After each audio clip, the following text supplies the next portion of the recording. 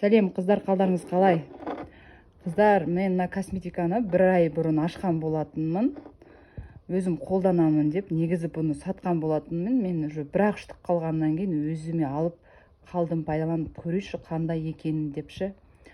Енді мен міне 1 ай бойы результатын көрдім. Мен қыздар ешқандай да реклама жасап жатқан жоқпын, ешқандай да бұны сатып жатқан жоқпын. Просто жәнегі мен сияқты проблема бар беттерінде қыздарға айтып жатырмын.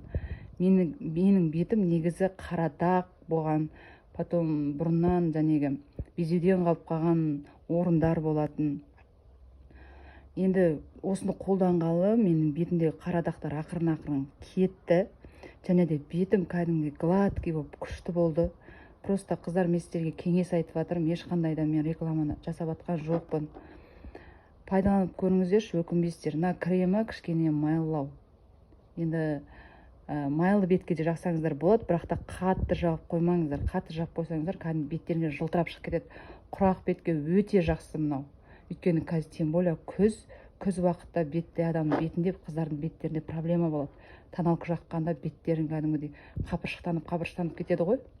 Вот осы нені кремді қолдансаңыздар өте жақсы. Беттеріңізді ағартады кәдімгідей. Мен кеңес беремін, қыздар, пайдаланып көріңіздерші.